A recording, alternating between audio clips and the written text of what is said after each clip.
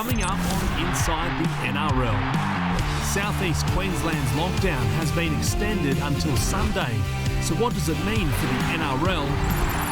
We preview a rare double dose of Monday night footy as the Sharks and Titans fight to keep their finals hopes alive. Another loss for the not-so-electric Eels, but will Brad Arthur's men fall at the finals hurdle again? And we go inside Melbourne camp with football boss Frank Ponissi as the club storms towards back-to-back premierships. Hello and welcome to Inside the NRL. Yes, a special night ahead as we preview Monday night footy, a doubleheader coming your way in under an hour. But first, we have to introduce our panellists for today. Premiership winner Jamie Soward. Good afternoon, Zac. How are you? I'm good, mate. And the Sydney Morning Herald's finest Rugby League and Olympics writer, Michael Chammas. Zac, I'm excited to be here, mate. Thanks for having us. I know you've been a busy man, so it's great to have you joining us. After a big weekend in the NRL, they faced one of their greatest challenges as South East Queensland went to a snap lockdown on Saturday afternoon at 4 p.m. Saturday matches were moved to Sunday, Sunday matches were moved to Monday, but the good news is we're about to complete round 20 in the NRL. Unfortunately though, that South East Queensland lockdown has been extended until this coming Sunday at 4 p.m. Michael Chammas, we all want to know, what does that mean for the NRL and in particular round 21? The show must go on, Zac. We've got nothing to worry about. The NRL steaming ahead.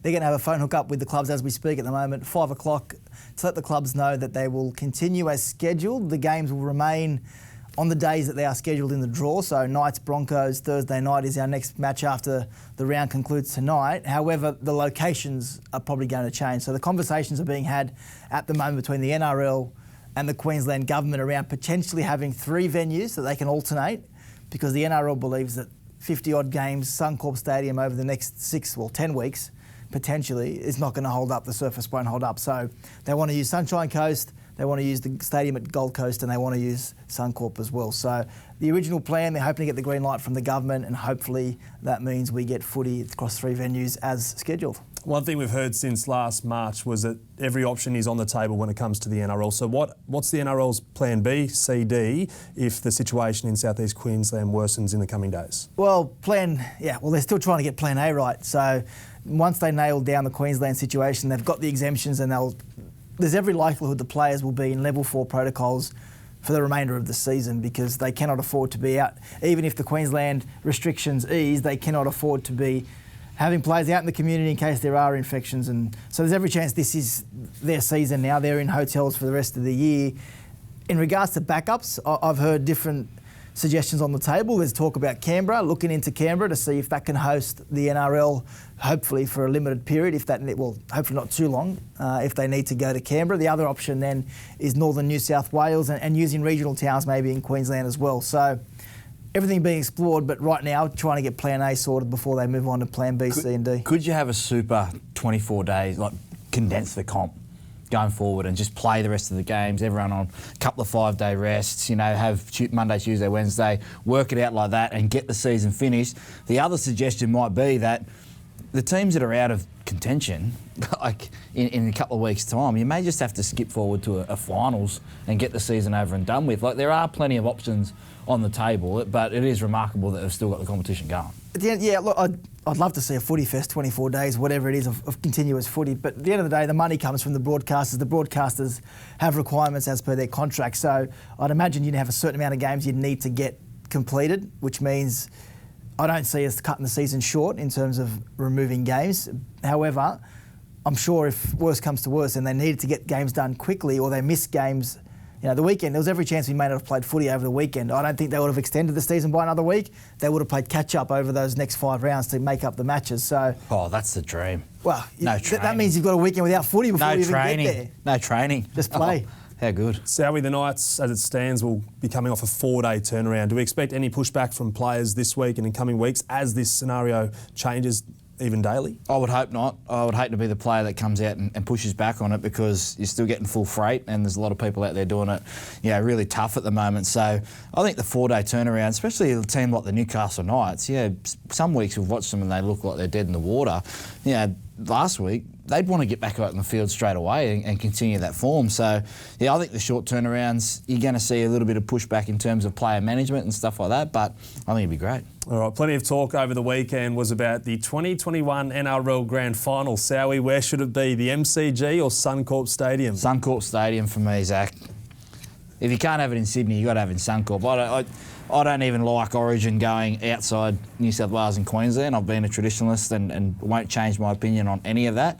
But, you know, it depends on, again, a lot of things go into it. You know, broadcasters and especially what happens, you know, in terms of travel and lockdowns and all that kind of stuff. So I don't think anyone can predict the future. But in a perfect world, if it's not in Sydney, I'd have it in Brisbane. Michael, given the uncertainty around COVID situations in Sydney, southeast Queensland, who knows what it will look like come early October. When do we expect the NRL to make a call on this? In a perfect world, they want to make a decision before tickets go on sale for the final series, if there are tickets to go on sale, because we don't know if we're going to have crowds. So I think there's another 4 or 5 weeks there, and the Victorian government have expressed their interest. And I know you said it should be in Queensland, so it probably should be. However, the NRL in the situation it is right now, and the $45 million they're probably going to lose with this operation relocation, if the money's there from the Victorian government, they're going to have to consider it. At the end of the day, it's going to come down to potentially the biggest paycheck. So, and I don't see a bad thing about going to Melbourne. If the Storm are going to be in the grand final, which, let's be fair dinkum, they're going to be in the grand final, you'd pack out the MCG, well, maybe not 90, 100. You get 60, 70,000. It'll be a tremendous experience and a great reward for the Storm, who have been the benchmark for 2 decades now. So either way, I can see pros. All right, speaking of the Storm, they were one of the teams affected by the rescheduling over the weekend. We're lucky enough to be joined now by the General Manager of Football for the Melbourne Storm, Frank Ponissi. Frank, thanks so much for joining us on Inside the NRL. My pleasure, Zach. Great to be on. Now, Frank, you've been involved in professional rugby league longer than I've been alive. Can you please talk us through the events of Saturday from your perspective? It was bizarre. That would be the first word that comes to mind. It was bizarre and unprecedented for any of us in the game. Doesn't matter whether you've been in the game for a long time or medium or new to the game. It was just an incredible situation. It was ongoing all day. And the uncertainty of it was just amazing. But thankfully, by the end of the day, we got news that we could play on the Sunday, which was really, really important and very pleasing. Frank, last year a lot of praise went to the NRL for the way they got the game back up and running. May 28, the competition resumed. What about their efforts on the weekend? How did you sum up that and their efforts to get the game back up and running?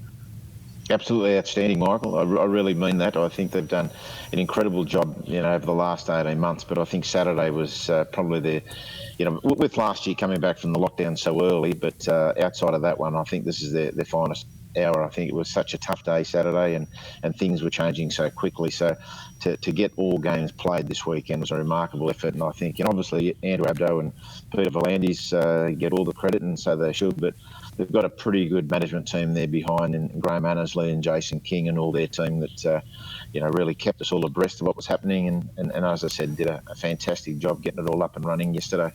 Frank, the tighter restrictions meant you missed your first game for the Melbourne Storm since 2009. How did you handle it, and what involvement did you have in preparation for game day? Yeah, I was pretty ordinary, Jamie, to be honest with you. I was like an expectant father or one of those dads on the sideline. It was it was just a strange feeling, just putting the boys on the bus, and then for those next couple of hours just wandering around. And then Peter Robinson, our former player, who's our wellbeing manager, was sharing an apartment with him, so he had to put up with me for the first half, and I was a great company. I was swearing and carrying on, and it was unusual, but in the end, thankfully we won. So that all made it worthwhile.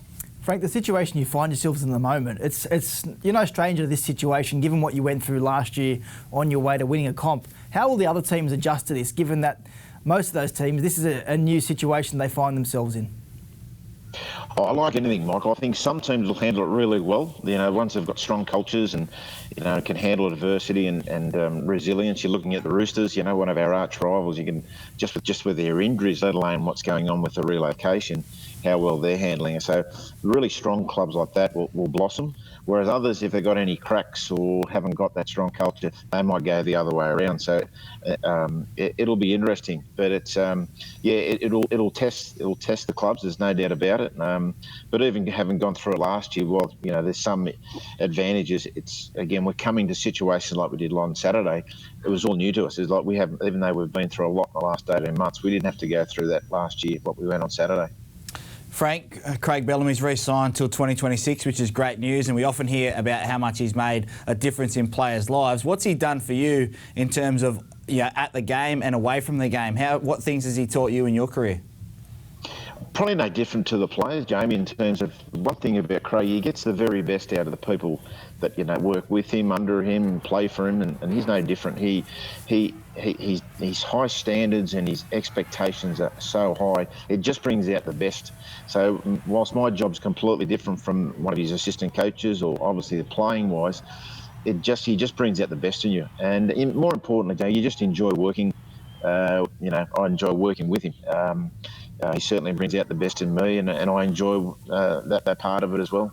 Frank, there's a lot of footy to be played between now and grand final day, and going back to back is a conversation we'll hear all the way through now until the grand final. But given what you've been through in the last 18 months, what kind of achievement will it be if you are able to pull it off, back-to-back premierships in this current COVID-affected environment? Just to win a premiership is remarkable in itself. To go back-to-back, and obviously the fact that only the Roosters have done it in the NRL era tells you how difficult it is. And, we've had a few cracks at it. And, Jamie with his St George sides, they have great sides there. There's been some other great sides over the years. The fact that it hasn't been done just tells you how difficult it is. It's hard to get to a grand final, let alone win it and then do it again the following year. But to do it in the last 2 years would go to another level again. So it's certainly something we're certainly not talking about at the moment, Zach. I'll be honest with you, but you'd be foolish. It's not in the back of your mind, and at some stage it's going to raise its head as we're closer to the finals. But at the moment, we've got more things to worry about. Just getting the team ready for the finals, and ensuring that we peak at the right time of the year, which we did well last year, and I think that's the key thing for us. Frank, you and I have had a lot of open, honest conversations in recent years, and I'm going to be honest with you now. I thought with Cameron Smith retiring that you guys would fall away, maybe expose some holes in the Storm system that we never saw before, but I put my hand up, completely wrong. You probably have gone to another level this year. Can I ask you, did you feel that, though, at the start of the year, that this was going to be a changing of the guard and things would have to go bad before they got better again? I don't think you'd be the only one, Michael, and I think most of the people in the game probably thought similar, and we'd be lying if we said that we didn't have those thoughts as well. I mean, we're always confident with the team we've got, and especially the coach we've got, that we'll always be competitive and up there. But to think where we are right at this moment after 20-odd rounds and leading the competition is and doing so well without Cameron, we'd have to be honest and say we probably didn't expect that. But it's just remarkable that how the players have probably learned from Cameron, especially the leaders. And I think obviously it's when they're always having such an inspirational leader like Cameron, let alone the way he played and dominated the game. But they've probably been watching in the last few years, and you can see they're leading in their own way, but obviously picked up traits and qualities from Cameron that they're using in their own style, whether it's Dale or Jess or Kenny Bromwich. The other thing I think was really important, probably at times we've over-relied on Cameron, and before that with Billy and Cooper and Craig, right in pre-season, put the onus on everyone, both in terms of leadership. They'd expected a little bit more from everyone, given Cameron's not here, and on the field in terms of players like Cameron Munster, Jerome Hughes, the two hookers that they've got to step up as well, and they've done that. So that's been the most pleasing part. But again, get back to your question. We didn't know exactly how we'd cope, but whilst we thought we'd have a good season, we've probably exceeded our own expectations. Are you better than last year, Frank? Is this a better team than the 2020 version? I think it's a different team, Michael. Rather than saying it's, I think ultimately the only way you're going to be judged is what happens at the end of the year. So it's a lot different. We're playing a little bit different than we did last year, because our dummy half's different for a start. I mean, the way our two dummy halves are playing compared to Cameron again, one's not better. It's not saying we were better last year, we're better this year. They're just different. So I think we're just playing a different style. Last year we probably were peaking towards we were building towards the finals. We're probably playing a lot better earlier this year. So I think the challenge now is to ensure that come finals that we peak then, rather than we don't want to be peaking in the middle of the year. Frank, it's a different style, but boy, is it a good style of footy to watch at the moment. Thanks so much for joining us on Inside the NRL, and best of luck for all your challenges on and off the field over the coming weeks. Pleasure, Zach. Incredible insight there from Frank Ponissi. But talking about insight, why have the Storm been so successful this year, Sowie? Well, I think it's off the back. Obviously, they're a great team, but no travel for the World Club Challenge is a huge advantage, to the Premiers, because you bounce into pre-season a little bit later. You're excited because the pre-season doesn't go as long, and not having that travel, I think it's a huge advantage for them. I know they've been away from home, but they're looking really good. I know, now that he's gone, that man deserves a lot of credit for the Melbourne Storm, what they've developed under Craig Bellamy. He's the unsung hero of the Melbourne Storm, and every club wants a Frank Ponissi, and there's only one of them, so he's a big part of what the Melbourne Storm have done. I dare say he'll stay with the Storm as long as Craig Bellamy does. Yeah, well, maybe you'd longer. think so. Maybe. Well, yeah, I'd like to see Frank implement what he's done at the Storm somewhere else. You'd love to see that, him help a club like a Parramatta or some team that you just feel like they're there or thereabouts, like you guys were with the Dragons in 2010, and then having Wayne there. I think Frank Ponissi can have an influence on a team that is close to getting the job done. All right, it's time to have a look at this week's Casualty Ward, brought to you by Chemist Warehouse.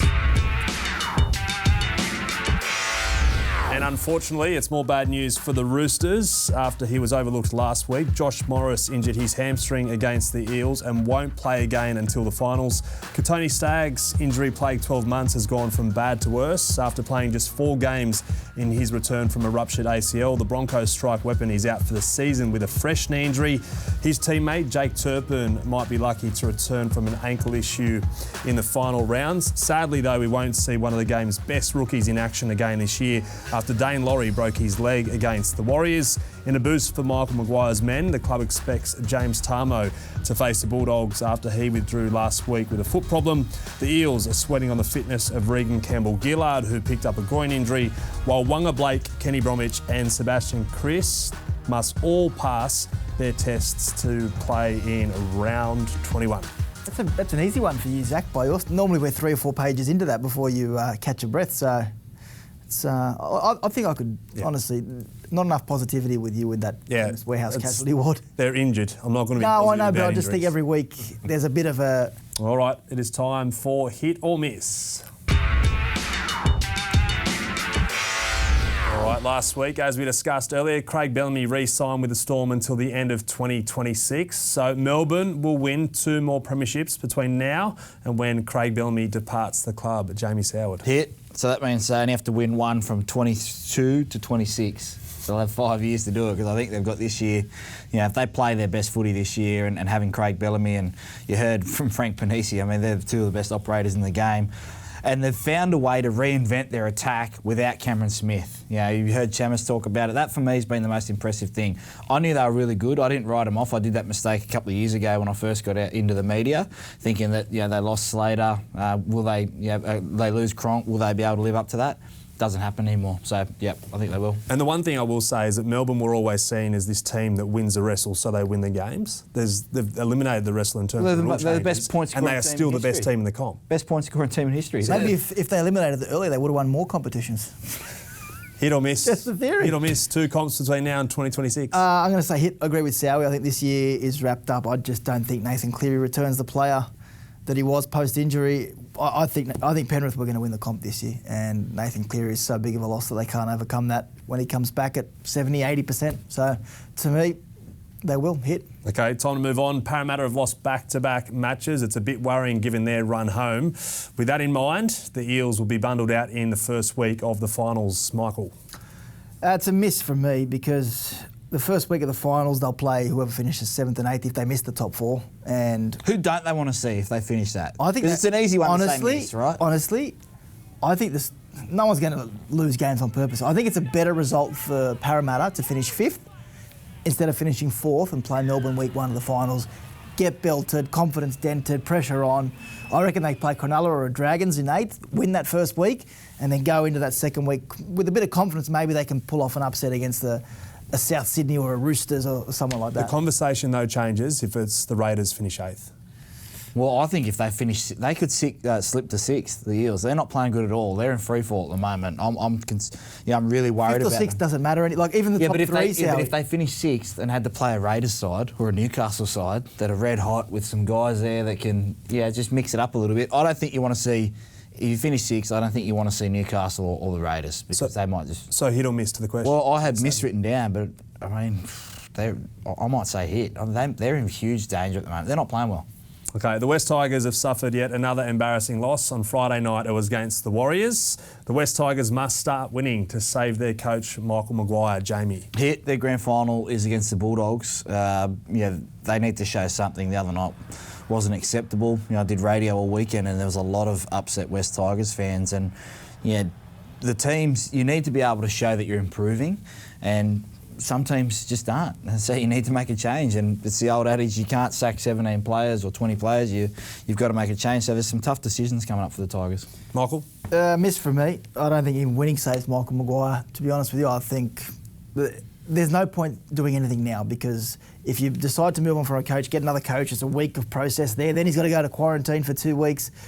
He's not going to start in round 25 with 1 week and then start next year. So Maguire will see out the year. Sowie, to your point, I don't think if the barometer is the Bulldogs to gauge whether Michael Maguire deserves to save his job, they play him twice, really. That's what we're going to base it off. I think anything you need to see to make your decision, you've seen already. And if you're happy with the progress, then you stay with Michael Maguire for next year. And if you think they're not improving, it's not only that they're not getting better, they are going worse than they were. Okay, so fast forward. Sorry, Zach. Who's out there? Who's the leading candidates that the Tigers are looking at? That's the question. Is there anything better out there? There's Shane Flanagan. For me, if you ask the question to Cameron Ciraldo, you might not get the answer, but you need to ask the question, because Cameron Ciraldo, is that what you're hearing, Sowie, that he's the best of the ones that are coming through? Yeah, and a lot of people want Shane Flanagan as well. Yeah? Yeah, I've heard a lot of that, but Cameron Ciraldo, Ryan Carr, there's a new wave coming through. You're seeing clubs going to take a couple of risks. Maybe it is Ciraldo. The Cronulla Sharks, we're looking at Cameron Ciraldo. Yeah. So maybe that might be the way. Can the West Tigers afford another risk, though? Can they roll the dice again, gamble? Isn't keeping him a risk, given what we've seen for the last 3 years? The risk was re-signing him for 2 years. I get the whole idea of re-signing him because you want to create stability and you want to give recruits out there the illusion that things are stable. It hasn't worked. And we'll know more about it when Tim Sheens comes in. But he won't does get. His review. He's not even going to be there during the season, Sowie. He might not even get into he Australia. Doing a review, though? Well, he's supposed to come in and have a look at the way things are. They're in the bubble. He can't get a flight out of England to come into the country. So we might get to a point where the season ends, Tim Sheens comes back and has nothing to look at. Yeah. Well, you'll be able to watch the game. All right, we've got to move on. The COVID-19 outbreak in Sydney means that the NRLW competition this year has been pushed back. It'll begin in grand final week and run through October and November. So the NRLW should remain as a standalone comp in October, November moving forward, Sowie. Yes. Yep, hit for me. I think you give the chance for the women to be able to plan their time off every single year. It's a longer competition. Plus, it's a standalone competition. We give you the focus of our attention. Now, probably it's going to be a little bit later in the year, so it might be a little bit harder, but I think it's a great idea. Have it standalone, much like the Origin. It's a miss for me for a couple of reasons. I think last year we were all fatigued with Origin, the men's state of Origin at the end of the year. I think it felt like too much rugby league went on for too long.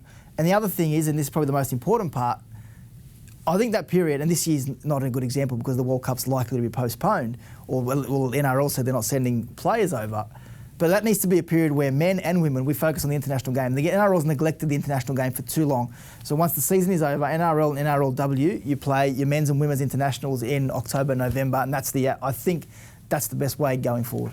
All right, speaking of moving forward, Michael, champ or chump, it's your week.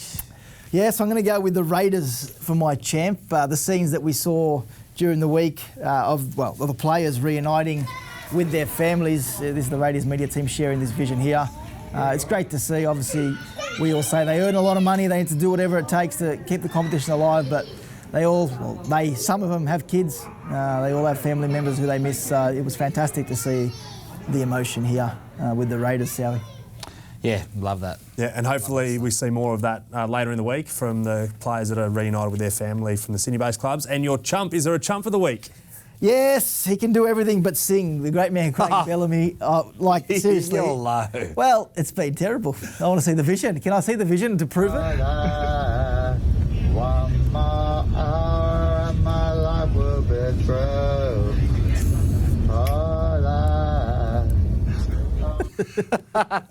Not good. Is that what they based their 2026 deal off? I don't know, but I have loved... You talk about bubble life and adjustments and everything good that the Melbourne Storm do. Craig Bellamy changing his coaching style in terms of making himself more available for that stuff. We've seen the hectic cheese. That's been a huge part to their Is it staged at all? He keeps getting, like, they keep getting him. But we haven't seen any of it for 20 years or 18 years. The last 2 years since his bubble life, he's known when to switch on for footy and when to switch off. That's why we're seeing stuff like that. That's gold. That should be champ. Just for the viewers at home, he was saying, I've got to get a message to you by the Bee Gees. So I'd never heard of it. Not my kind of tune. In some serious news, we've just got news in from the Dragons that Ben Hunt has fractured his arm and will miss a month of footy. He doesn't require surgery. Sowie, you are Dragons kicking coach. Another blow for the Dragons. Literally has come into my ear just now. I had no idea. That's devastating for Ben. He's been our most consistent player this year.